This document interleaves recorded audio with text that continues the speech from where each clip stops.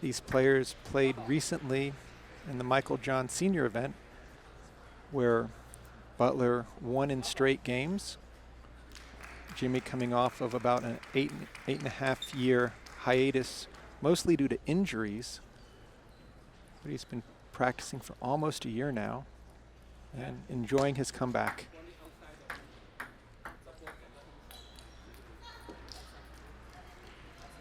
Right now, the umpire reminding Jim of the service rules. After taking a little bit of a break, there has been some variation. Reminding Jim to keep that ball behind the back line.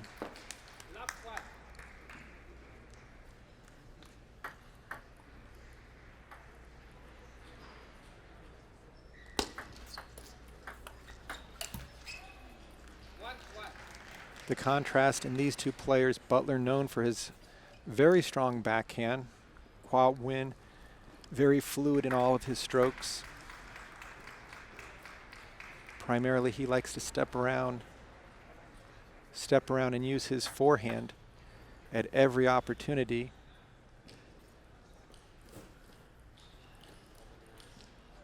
Butler noticing that the barriers aren't really connected and wanting to keep the court nice and tidy. He's going around the entire perimeter to make sure there's no spaces between.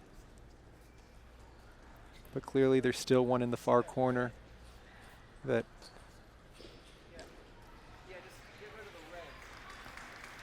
I think what Jim's seeing right now is there's a red connector between the two blue corner pieces and just wants to have a consistent background versus in that corner. Two different colors. He'll be looking at that angle while returning Khoa's serve.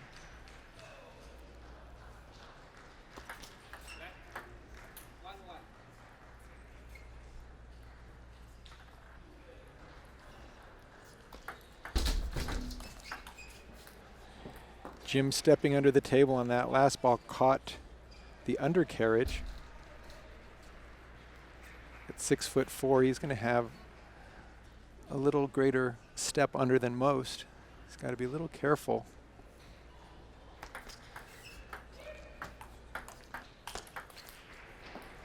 One thing Jim Butler has mentioned during his comeback, he's really worked on his forehand loop, realizing that his backhand has always been his bread and butter, but the forehand was one side of the table where people tended to get a lot of free points.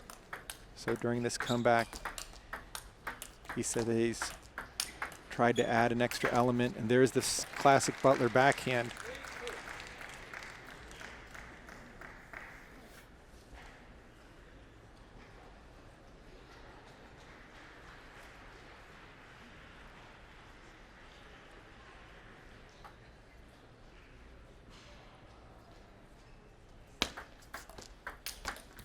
Very strong backhand snap. Jim currently resides in Houston, plays out of the Houston Table Tennis Club. Number of strong players there, including Timothy Wong when he's back at home. Khoa still playing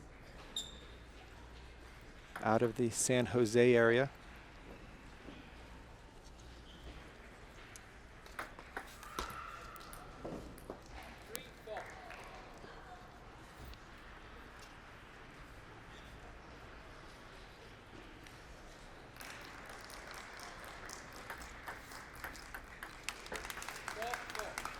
Both players really just trying to get a feel for this center court. First time we've seen them in the arena. And you know, Butler's normal tactics against Khoa serve a lot of balls short to the forehand side to get Khoa uncomfortable from the backhand corner.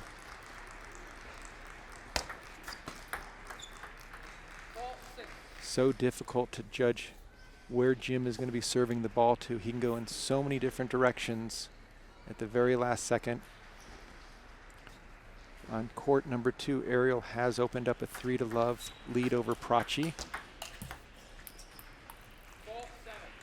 And it's 3-1 Prachi in game 4. So Prachi needs to get going, while at the same time, Butler's opened up a 3-point margin here on the feature table. And there's the backhand of Butler. Anytime he gets that first ball in, you know he's going to be ready to crack it. The ball pops up above the net.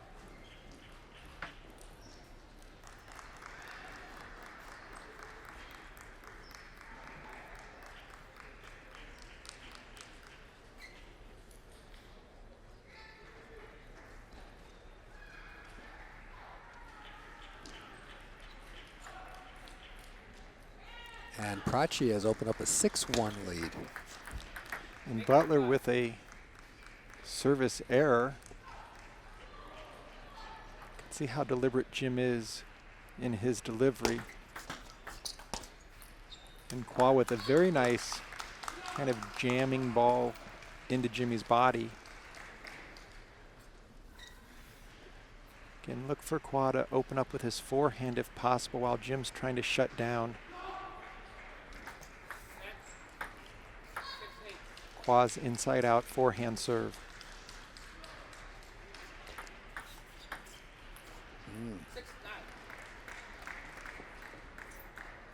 Khoa knows he needs to do something off the third ball. He just can't play the ball to Jimmy's backhand. Otherwise, he'll be seeing a pretty pulverizing backhand come at him. The forehand isn't too shabby either. Right, that's, Len, when you were interviewing him earlier, he was talking about definitely putting a little bit more power onto his forehand and not relying solely on his backhand. And it's got to feel good right now about how this first game is going. And Butler takes game number 1.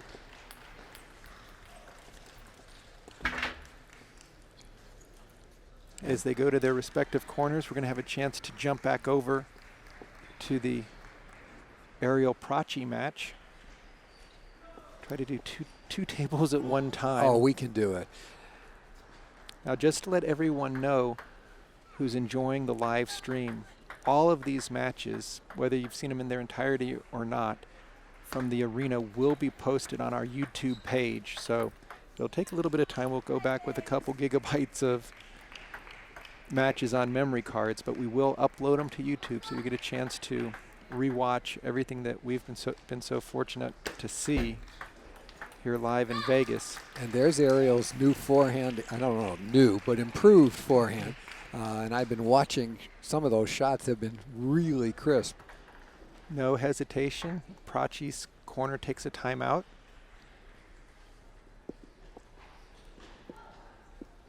Down 3 games to 0.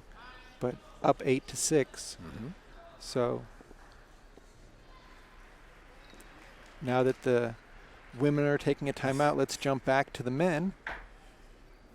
And Hall of Famers Khoa Nguyen and Jim Butler. Jim currently leads 1-0 in this men's singles quarterfinal, best of 7. Khoa on the near side.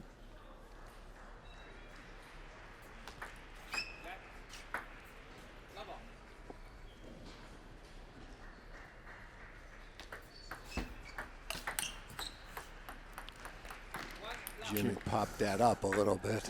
Yeah, Jim knowing that he needs to keep the serve return short, but it also has to be low. That was much better. Much better and able to get his forehand in. And he stepped around his backhand to play that forehand. Really feel that when Jim gets that first forehand loop in the backhand, it's that much harder to track where he's going than if he just has to play the backhand from the backhand corner. That serve is so short, it's not drivable. Looked like Khoa had to put the brakes on that one really quickly because it was going to double bounce.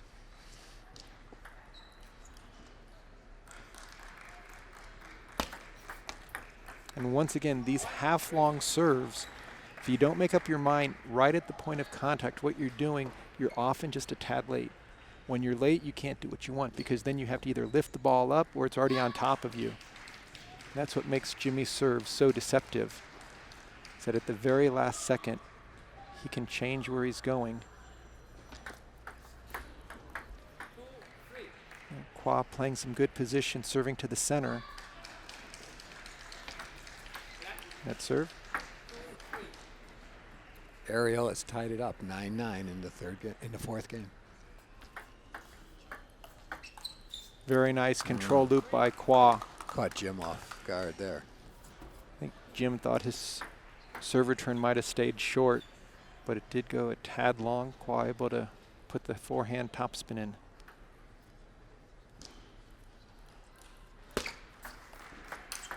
And there's the Butler backhand, so flat and deep.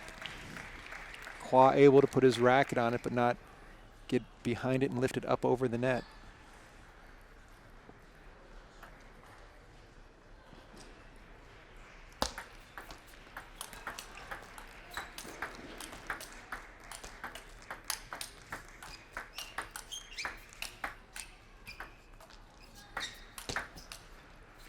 Excellent play by both players. Netball really didn't do justice to the quality of that rally.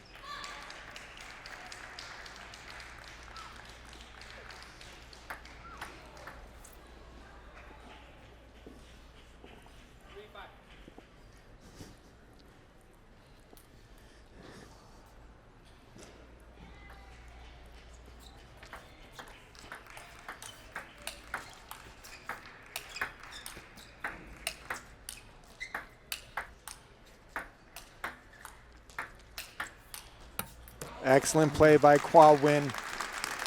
Able to really hook that ball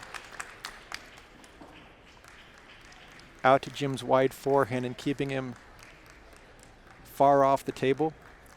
While that was going on, Prachi actually took game 4, 13-11. There were some unbelievable rallies there, and they're going to be playing a game 5. Khoa catching a net ball on his backhand loop down the line. Tying it up at 5 apiece. Both these players taking quite a bit of time in between points. I'm getting tired just watching it from back here. Definitely a much safer place than being on the other side of the table from either of these Hall of Fame athletes.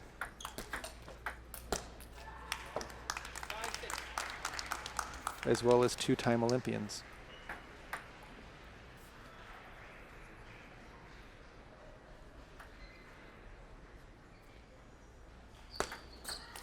Again, that ball is so short and low, I don't know if Khoa sees that there's no angle to come in to drive that ball. Of course, Jim's Olympic experiences were in '92 and '96, Barcelona, Atlanta. Khoa competed in Sydney in 2000, and then 2004 in Athens.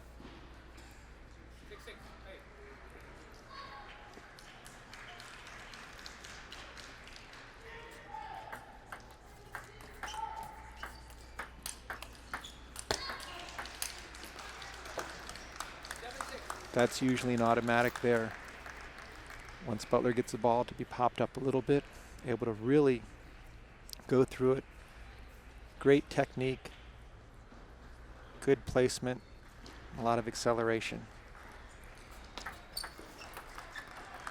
Khoa going back to the center of the table with the deep serve, kind of catching Jimmy, not going to say necessarily a chicken wing, but he had his wrist above his hand in order to return that.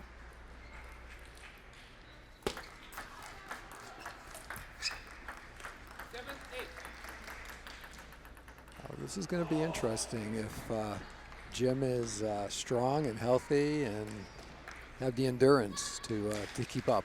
And that's really been the issue that Jim has shared, is that a lot of players saw him in the North American Championship, and in that final match he just didn't have the gas in his tank. But right now he's able to get his forehand in and followed up by the backhand. Khoa really not able to get into rhythm.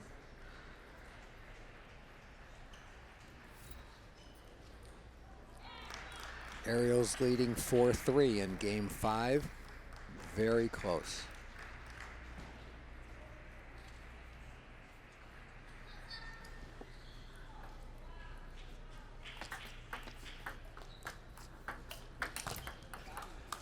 Khoa with a very nice backhand opening to the center. Jim knowing where he wanted to get the ball to go to, but really not having much of a stroke in order to place it.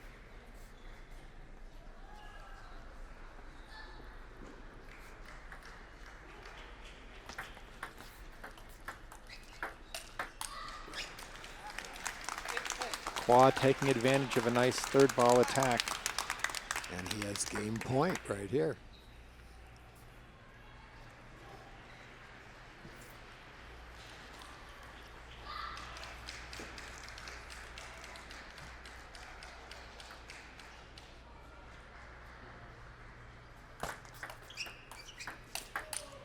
Very powerful play by Khoa Nguyen.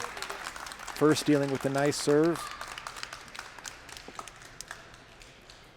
And then coming in with a powerful forehand. Ariel is up 7-4. Just made a strong forehand from the backhand corner down the line. I mean, he reached over. It was an amazing shot. So I think you'll agree that a lot of the people that thought her forehand might not be up to standards on the backhand side will be very pleased to see the new and improved forehand attack. And she's not hesitating. That's the one thing when the shot's there, she's taking a full swing.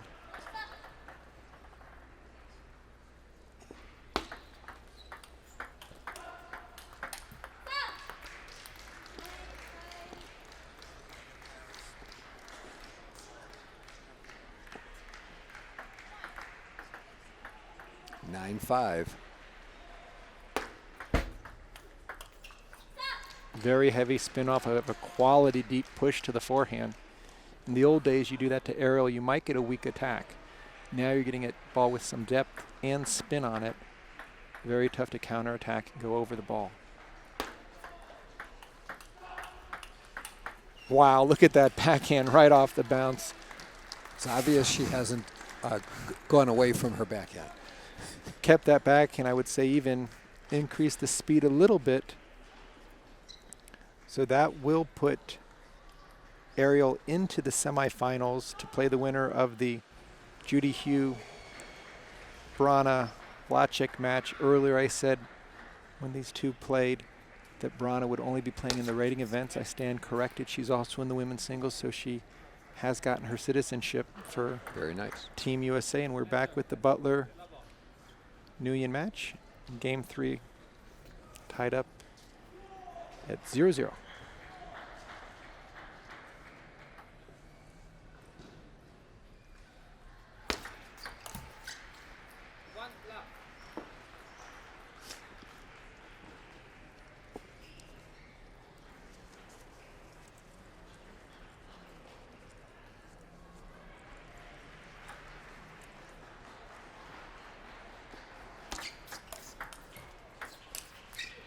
Jimmy got a nice break there.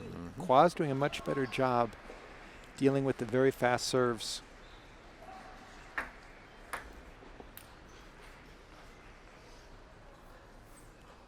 Well, it's two wily veterans against each other. There's no inexperience here. They've only played against each other probably, my estimation would be 25 to 30 times. Okay. In major events. Oh, that's all, huh? Every World Team Trial, Olympic trial. Not sure how many times they've played each other in the national championships.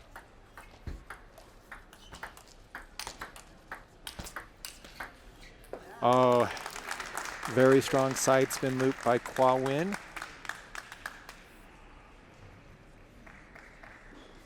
Of course, they played each other in the juniors, the boys under 13s, 15s, and 17s. So Khoa being a couple years older, when they're in the junior ranks, a bit of a level difference.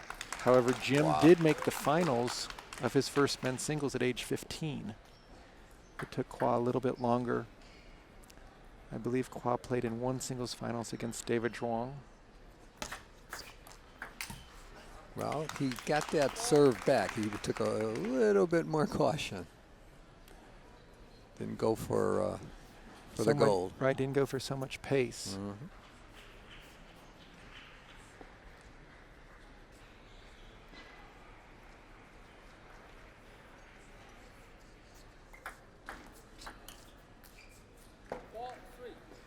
Those are points that Khoa really needs to take advantage of when he gets a clean push to his backhand.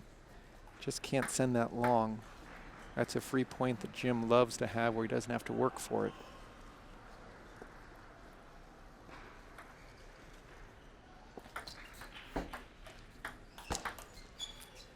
Again, Jim controlling the short ball off the serve, nullifying Khoa's server advantage. Takes it back to 4-all.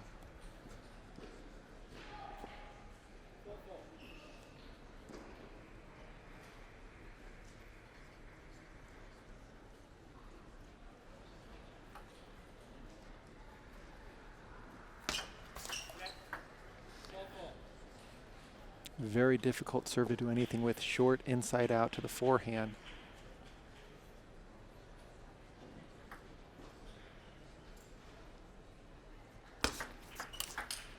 Excellent play by Khoa.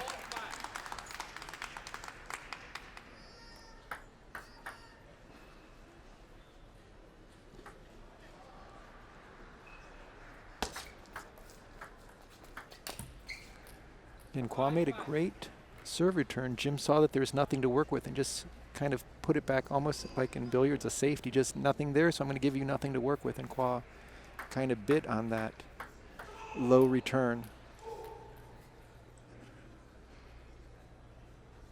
Again, both these players trying to fight for the early lead to give themselves a little breathing room so they're not 1 point away from going down 2-1. Net and just didn't clip the table.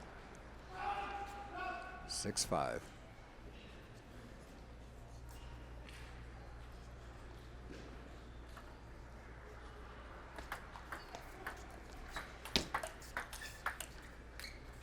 Again, once they get into a backhand-to-backhand exchange, if Khoa's off the table, he's really forced to have to go for an all-or-nothing backhand loop where Jimmy can just stay there consistently and kind of pick away diagonal to diagonal. I can't help thinking that Jim is happy that there's a 6-6 score, that he was able to go to the towel.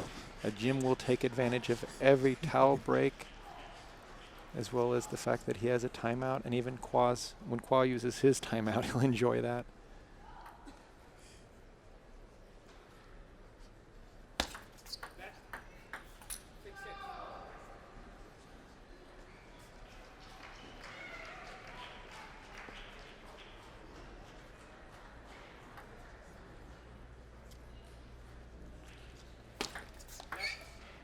You can see how strong Jim's serves are by the number of net serves he gets. I was thinking the same thing. I mean, constantly low, well placed.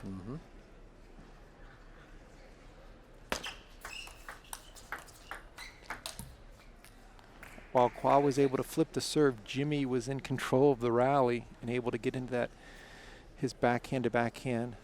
Because of where he put it, he knew where it was coming back. He had moved to the forehand before Khoa even stepped in, knowing that Khoa was very limited at the direction he could go.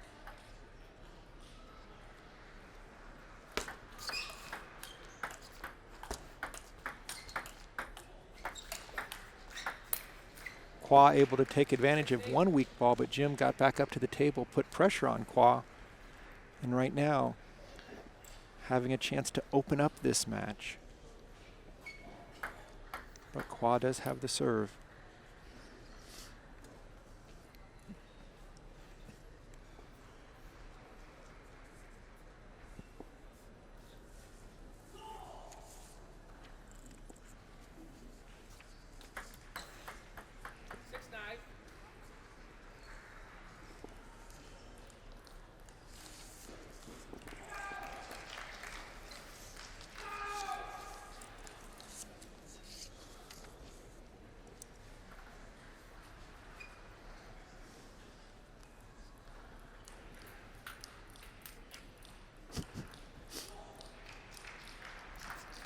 Net serve.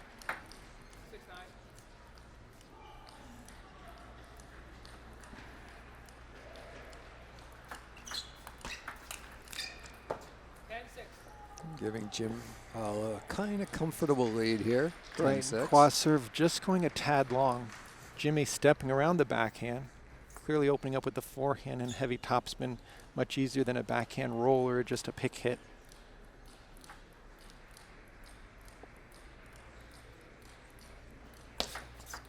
That shot is not loopable.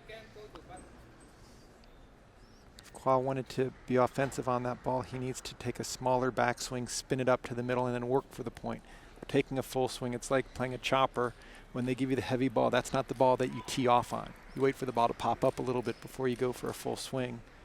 Jimmy's not going to give Khoa an easy ball, especially off the serve and serve return.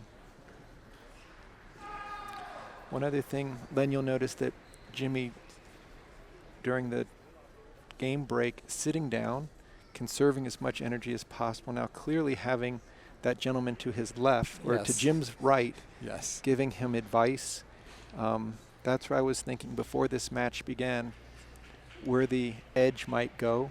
Stellan Bengtsson, former coach of Jim at Falkenberg when Jim played in the Swedish league, clearly knowing Jim's game inside and out, knowing what Jim needs to do tactically to get the upper hand. While on Khoa's side, he's also being coached by a Swede, former player from the Angby Sport Club, PG Johansson. PG's helped Khoa in a number of Olympic tryouts as well as national titles. So the Swedes are here to help the Americans. And both players are now brought out to the table for game number 4. It sure can't hurt having a world champion in your corner. Absolutely.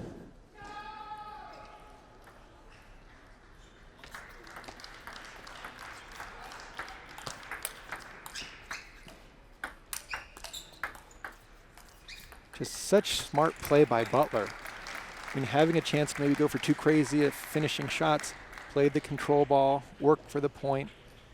I think Jim feels when he makes his opponent miss, that counts just as much as him going through the opponent. And it does. We will be giving you updates on court number 2. Dan Seemiller has just started his match with Timothy Wong. Jimmy getting a little bit of help from the net. You know, Len, I've played both these players my entire career, and anytime you face Khoa, you always assume he's going to win the battle of the nets. He plays the ball so low and with such spin. Jimmy, with a much flatter ball, tends to, when he hits the net, it pops off. But so far, it appears that he's had the slight advantage. We know they'll eventually even out, but Khoa does play with heavy topspin. Wow, this is an opportunity for Jim to put a ton of pressure if he can just hold his serve on this final point early in game 4.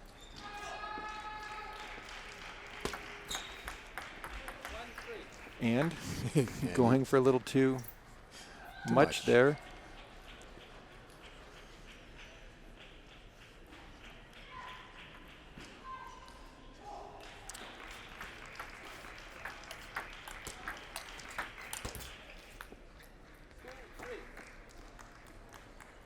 I'm watching Jim play, and as good as he's doing, etc., I don't see the power that he used to have. At least I just don't, that I seem to remember. Maybe I think it's true, and I think one of the, whoa, that's the power that Khoa and Jim's taking out a barrier over there.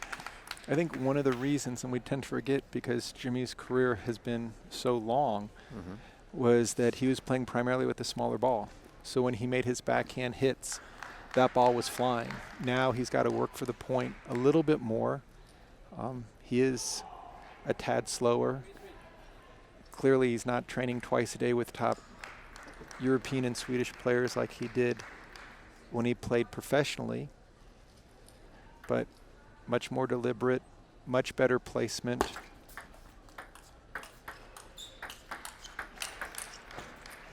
But Khoa still has the same silky smooth step around and the ability to drive through the ball.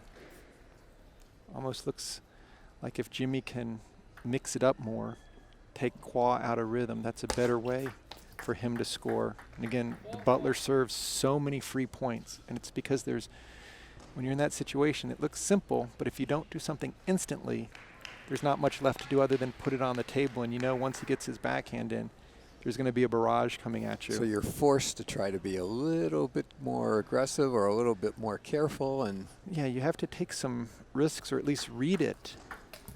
Because otherwise, once Jimmy gets his first backhand in and you're in a backhand-to-backhand exchange, it's almost like one of those MMA fights where he has your legs, and what are you going to do at that point? So, give up. yeah, tap out maybe. So, net serve. And Jim's height gives him quite a bit of reach on the short balls where he can really control it nicely. That's a very big mistake there by Khoa. He realizes it, that he can't have a high ball on the forehand and miss it off the side of the table. Right location to Jim's forehand. Khoa's got to drive it a little bit more. And Danny C. Miller, Timothy Wang, it's 8-8.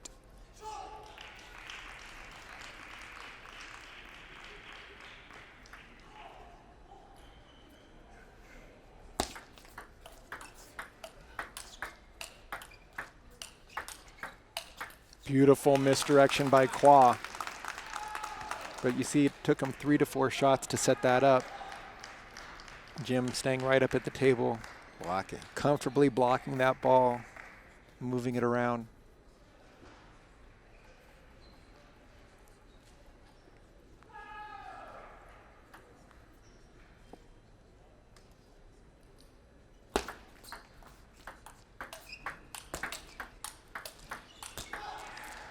Very strong play by Butler. I would almost say, Len, that that's Butler loop version 2. In the past, he might hit it flat with his forehand or step over and play a backhand. Now he's a little bit more comfortable. It's a short swing. It's not super balanced, but he's able to drive that ball up and over with quality spin, especially to the middle of the table. And Danny Seelmiller, the wise old player that he is, just won the first game 11-9 to the delight of the crowd. You know, a couple years ago when I saw Timothy make his big jump, he beat Dan in the Nationals, and no one beats Dan Seemiller without having a complete game. And I could see that Timothy was going to be one of our strong players just by his ability to loop 4, 5, and 6 balls past Dan.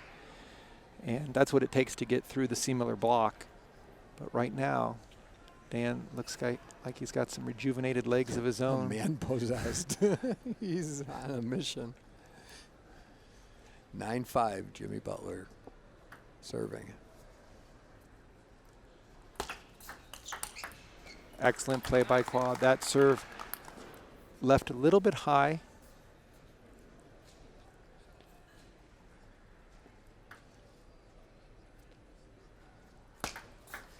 But that's the difference. Jim made the adjustment, tightened it another inch. Same motion, same serve. Khoa went for the same return. Shot's not there. It just doesn't come out. It doesn't come up. And Jim realized the first one that he just didn't get enough spin on the ball to keep it down. And that's even, it looks so simple, but Jim's able to take that backhand and play it anywhere, and Khoa has to respect Jim's ability to move the ball around.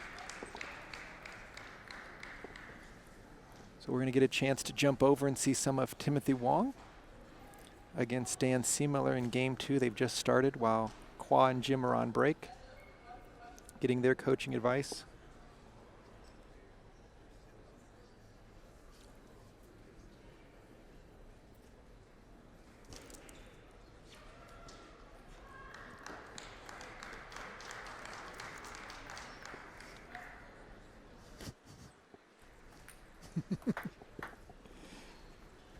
And Danny's ahead in this game, 2-1.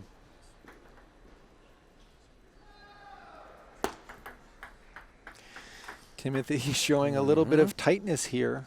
Yep. And the one thing I'm sure Dan is aware of is with fellow old timers on table 1, He these can two play with them. right. These two tables are going to match up in the semis, and I'm sure he'd love to play somebody His age. at least, or that he's coached. Dan was the 1989 coach when Jim was on the national team, but Dan hasn't stopped over the last 9 years like Butler has. And he has beaten Jim a number of times in the Olympic tryouts and for the national championships. So of course we'll get both of these matches going, but we're back to Butler win. And the score here, 0-1.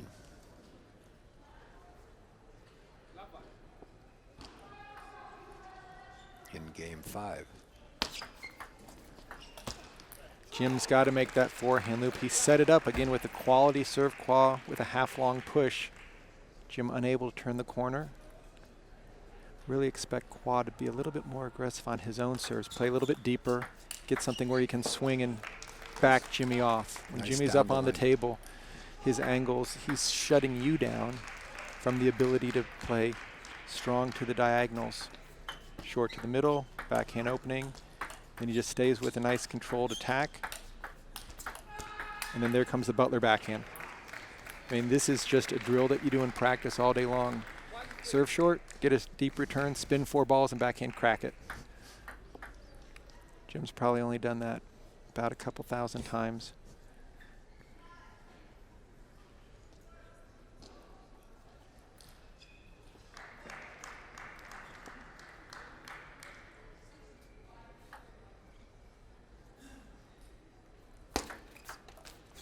And again, free points off the serve.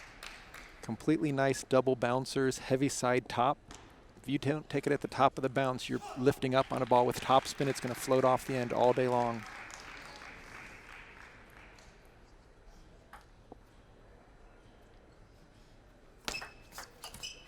Again, the angle's just not quite there to drive it.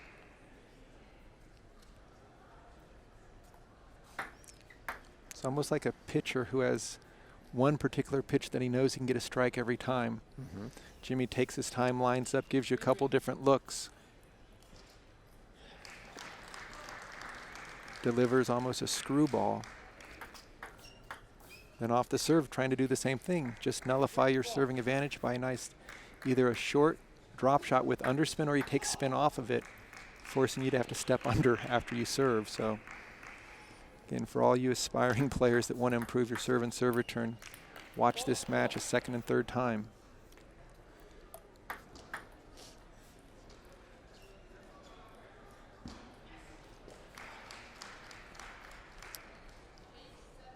Timothy's winning 8-7 in game number 2 with Danny C. Miller.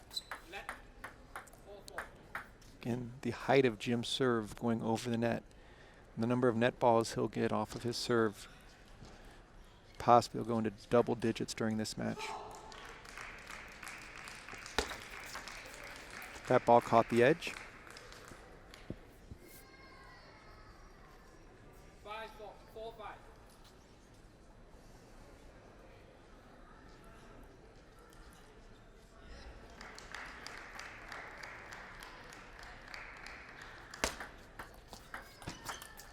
Very strong play by Butler.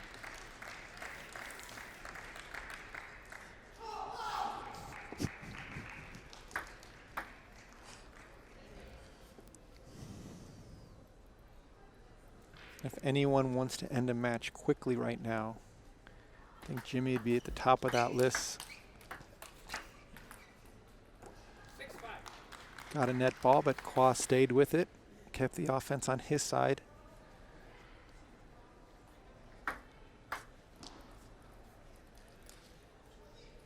And Danny loses game number 2, 11-8, Timothy. Very strong forehand play by Butler. We've probably seen more Butler loops than we've seen Khoa Nguyen loops throughout this match. But again, when you have a serve that is so deceptive and well placed, you're going to get your shots right off of the third ball. And there's nothing flashy about his serves. You know, like you see some people with all this motion, and it's It just goes through the ball. Right, and the flashiness is really just the variation where he can move the placement. He can go short to the forehand. He can go jamming it into the middle for a double bouncer. And he can do the forehand side top there, where again, once he gets his backhand in, he's very comfortable. There was one Nationals he played David Zhuang in, I can remember here in Vegas, where at deuce they had about a 45 rally backhand to backhand exchange. And here you have a pips out backhand side spin blocker, and Jimmy just kept there playing his backhand without any problem until David decided to turn. Then Jimmy just took it down the line. Well, all right, we'll see if Khoa can put some pressure on him. He will have to take some risks. He's got the serve now. So I don't think serving long would be a bad idea, but he has to be ready to counterattack. Jim will open up the ball. 7-7. Yes, he can open up. When you just look at Khoa's body language after the serve, looks like he just doesn't have a clear plan what he does if his serve goes long, whereas Jim knows he's got to jump on it with his forehand.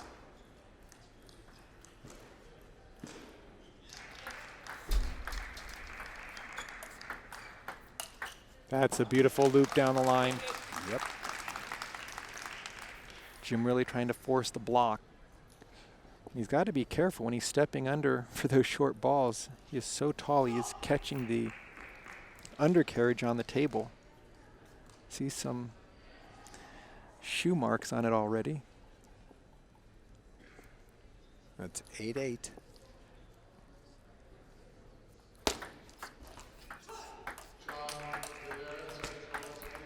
Again, very good control. Gets the opening loop, plays a backhand, plays a forehand. It's not the prettiest forehand, but it gets the job done because he knows if Khoa plays it wide to his backhand, he's going to hit it again. I don't think Jim wants to see a game 6. Absolutely not, even though this is the last match of the night in men's singles. That serve got away from Jim, popped up, but Khoa was able to keep it in play, allowing Jim to go for a forced mistake.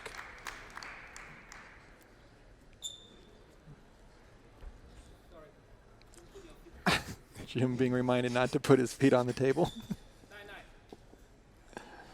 When you don't want to bend down to tie your shoe. Okay, 9-9. Khoa made a very strong serve there. Jim didn't do anything with the serve return. Just put it into play, and Khoa was able to get the first heavy topspin. I wonder if this wouldn't be a time for Jim to take a timeout and get a little bit of rest, and he doesn't want to lose this game. I would think if he gets the ad, maybe. But he's got to be aware that Khoa's going to try to get his offense in. Jim can't get caught between blocking and attacking himself.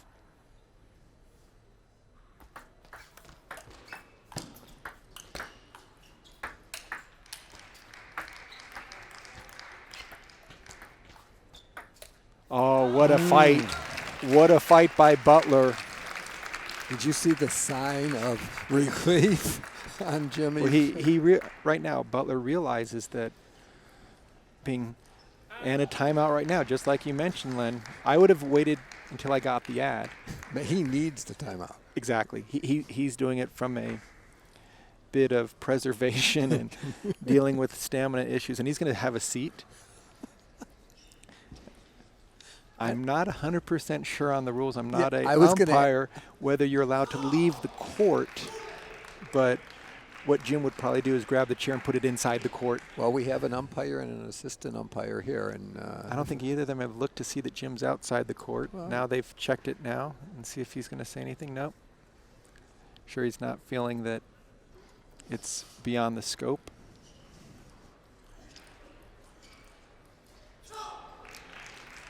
Timothy is beating Danny in game number 3. They're tied 1 game apiece. In this game, it's 7-5. Danny is definitely keeping the pressure on Timothy. Now Butler will be jumping back into the arena. I wouldn't use the word jumping. Yeah, that waltzing around the open barrier. But all kidding aside, I mean, he is tired, but he is working hard, and he is playing well. And you just see the deliberate action. He's not going to waste energy. He's not going to do anything crazy. He wants to continue to control the rhythm, which he's done so well in this match, and really put the final nail in this coffin.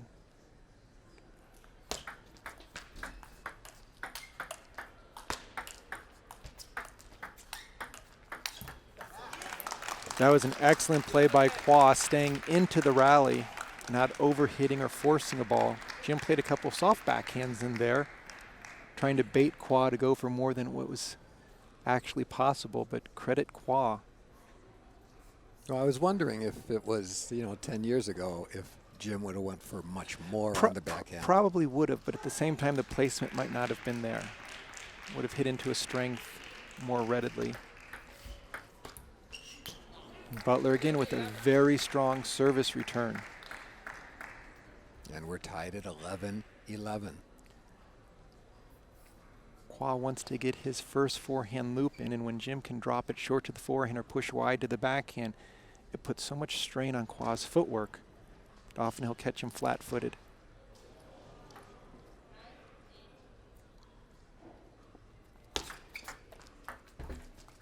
Great serve return by Khoa. Just a soft touch against that side spin ball and taking everything off of it and giving Jimmy a little bit of a spin right back at him. Jim unable to step in and do anything with the ball.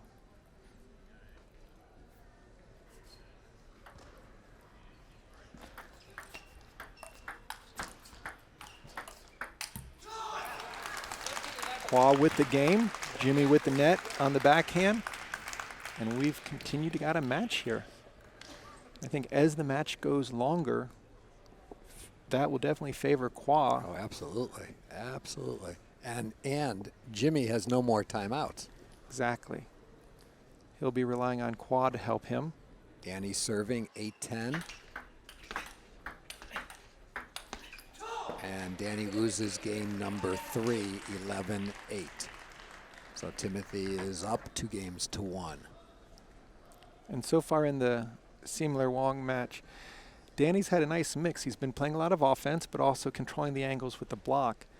Timothy's sometimes been caught in between. Should he go for a winner or just keep outlasting Danny? Because generally the longer the point goes with the heavy topspin, it's tough for Dan to get on top of the ball as he backs off an inch or two.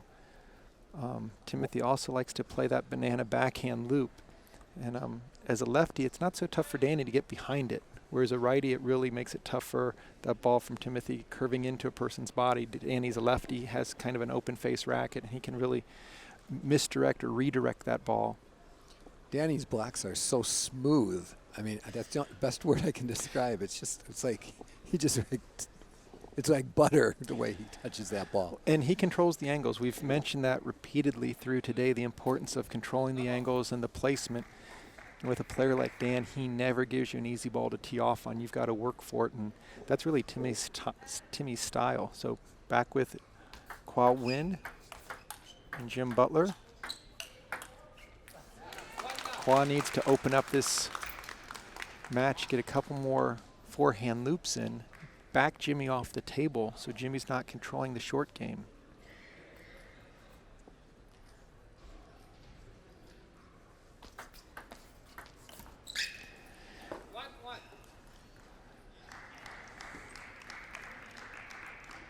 Khoa has always been in excellent physical shape throughout his entire career. And he extended his career. Most of the juniors when we left went to college. Pretty much that was the downfall of where we were going. Khoa upped his game, qualified for Sydney and then for Athens. Beat the Canadians to earn one of those North American slots, first in doubles, then in singles.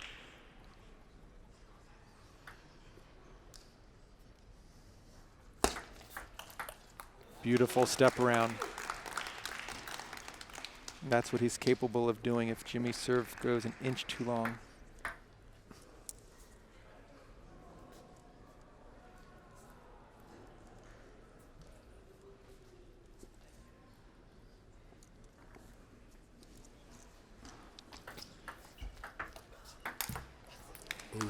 And that's the one thing that Jimmy has to be careful of when he does get a high ball, either letting the ball come all the way to him or stepping in.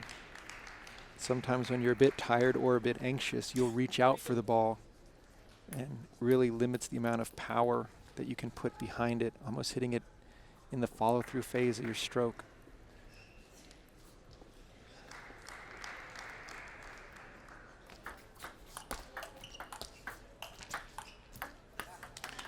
Nice little backhand down the line, but Khoa ready for the extended rally.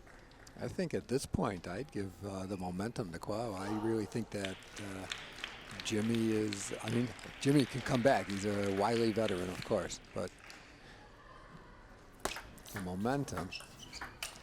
We're seeing definitely Khoa get into a nice rhythm. Looks sharper.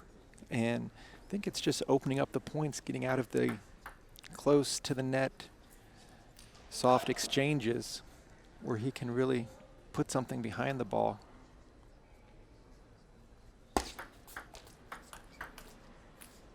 That's what Jim wants to do, is get that first loop in. Jim's always had a very nice flat backhand hit, but what made him a strong player in the early 90s was his ability to backhand loop, which forced a lot of players to block back to the backhand. Then he could hit the ball. Before that time, could always just push deep to Jimmy with a heavy underspin and get a push back because he had no way to open up the point.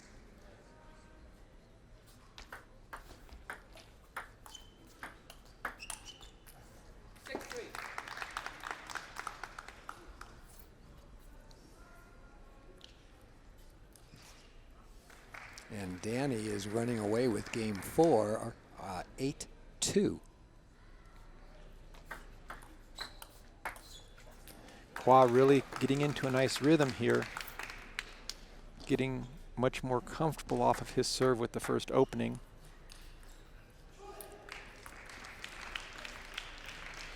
Jimmy just looks a bit sluggish at this time.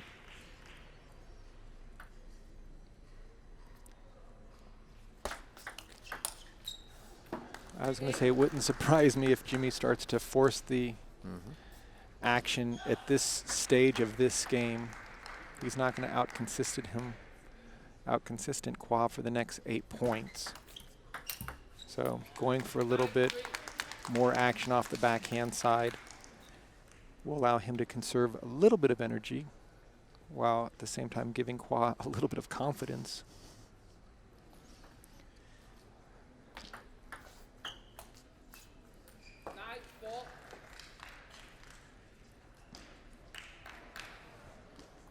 I think I smell a game 7. It's looking that way.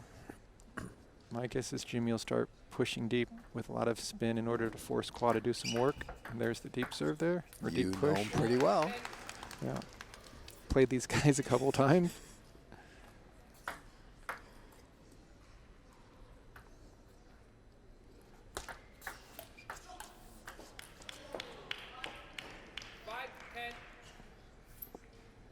Again, in these 11-point games, Khoa has such a sizable lead. But if Jim's able to take it to 10-6, crazier things have happened, but we will go into the 7th. And Danny is just, oh, great shot by Timothy. Timothy from the backcourt wasn't necessarily a lob, but a loop that barely catches the edge. And Danny was there, but Danny just had the couldn't get clear it. upper hand in the point.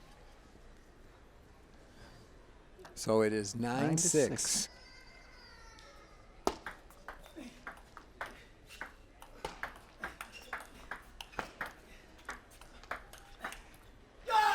And did you see Danny twiddle a couple of times during that rally, giving him the anti-spin? I mean, it's not hard enough to play Danny just regular. Then you got to watch which rubber he's using.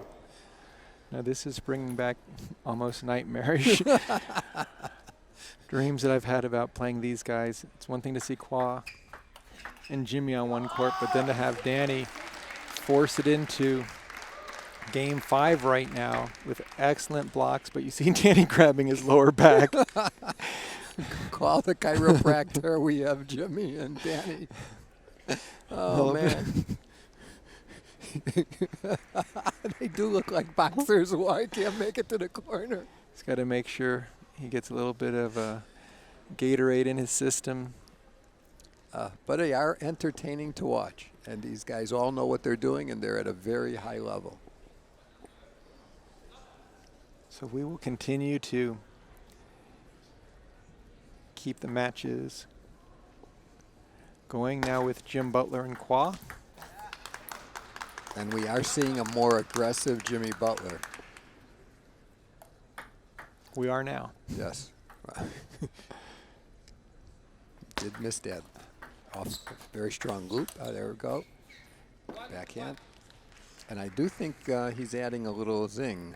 And more Jimmy, like the old Jimmy of old. Right, Jimmy's coming out realizing he cannot play passive. He's going to have to assert himself and force that opening ball. And I don't see him going for winners, but making sure that he has the upper hand after the third ball. Look for Khoa to serve a little bit deeper to force Jim to do something and to get out of that short ball. Because Jimmy will win these points all day long. If he can drop Khoa's serve, Khoa plays a safe ball, then Jimmy can really move it around. But at the same time, if Khoa's serve goes long, Jimmy can jump on it. So you're really in a kind of a battle of two not so great situations. Look at that great backhand down the line. Jimmy, when he stepped around the forehand, he knew if it was coming back, he was taking that down the line. There's no question. His shoes untied. This time he's not using the table, but probably using a little bit of leg strength to get up after that. But excellent play. 3-1, and Jimmy serving. Jimmy already with the mini break.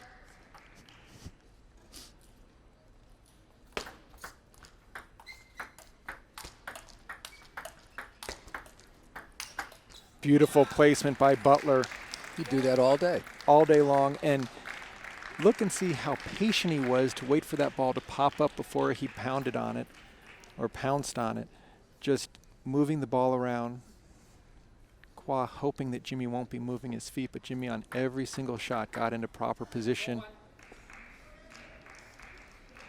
So he got his second win. Now if he can keep it up through 11 points to the whole game, we'll see. Here we go. 4-1.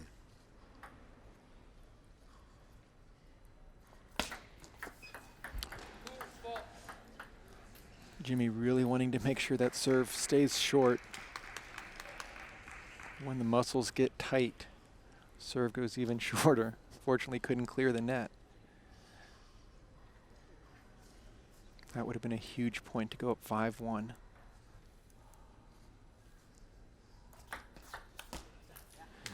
Khoa got away with one there.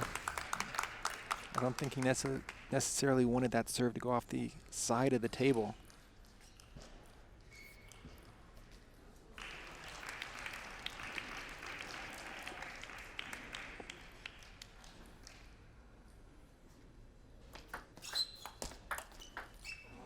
There's the edge that, as a player, I've seen so many times Khoa get right at the most important time.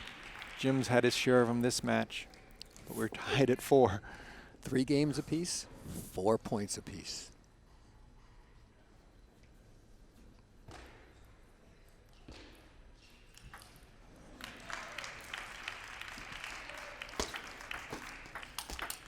Oh, beautiful third ball attack by Butler, putting a bit of heat behind that one.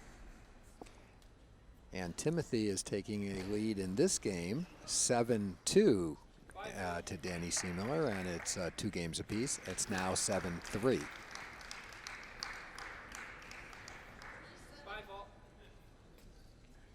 We definitely will have a chance to join the Seemiller-Wong match after this, since it's 2-all.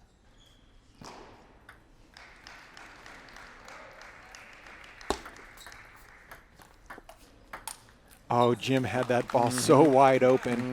Khoa had begun to step around.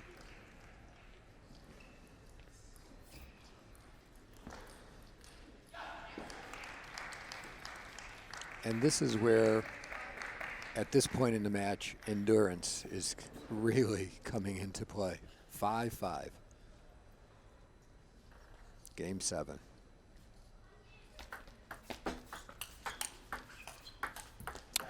Great placement by Khoa after going wide out to the forehand, taking it right to the center. Jimmy unable to do anything with that forehand block other than to put his paddle on the ball.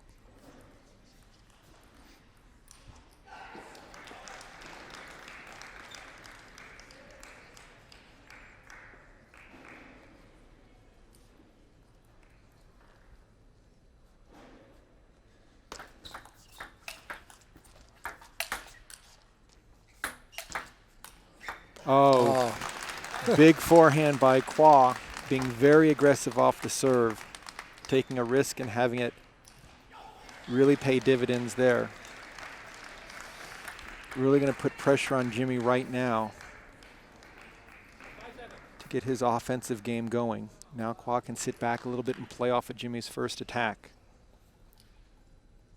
5-7.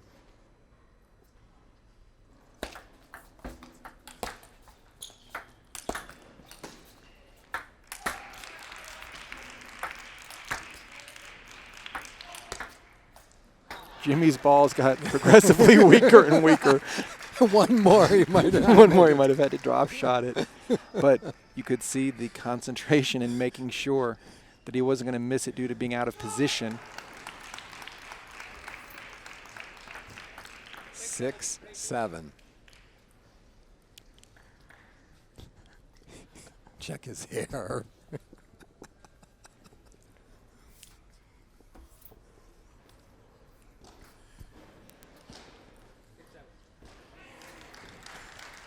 Okay, 6-7.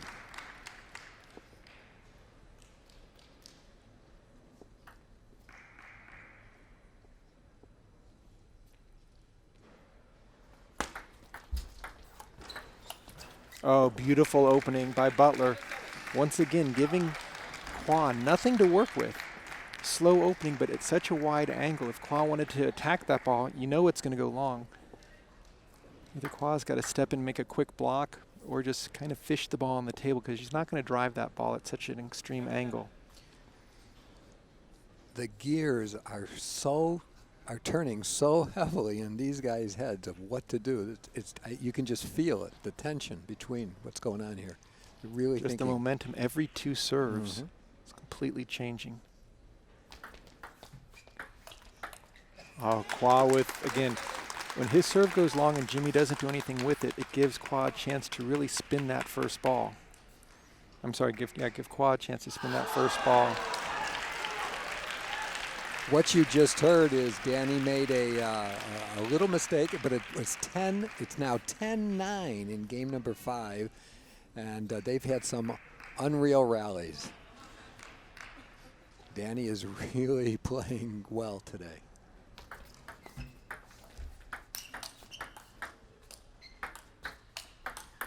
Khoa with the big backhand loop. Jimmy had a couple opportunities and he decided to go with consistency instead of overhitting. But again, that's been Khoa's style his entire career. Going with a beautiful backhand loop on balls to the center of the table. Butler now trailing 7-9 in the final game. And Butler gets a little bit of a break there.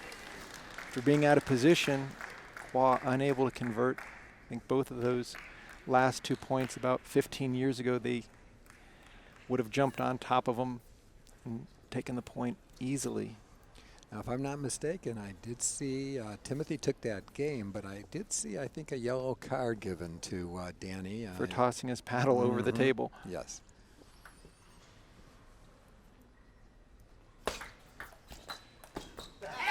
Excellent redirection on Jimmy's serve by Khoa. Taking a bit of a risk, shoving it out to the forehand, expecting Jimmy to want to step around. Now Khoa will take a timeout, which actually Jimmy. I'm not sure about this because I wouldn't want to give anybody a rest here.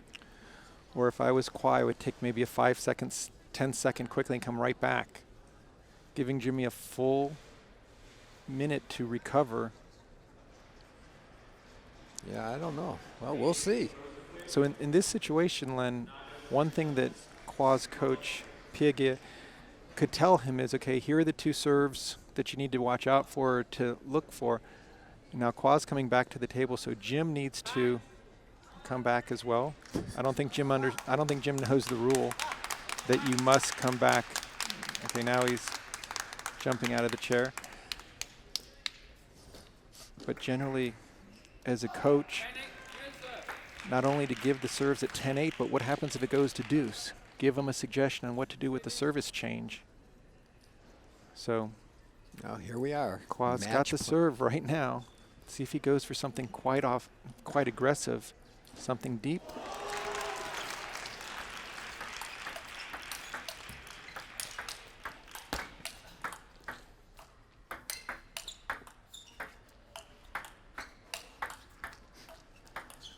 Great point. What a point.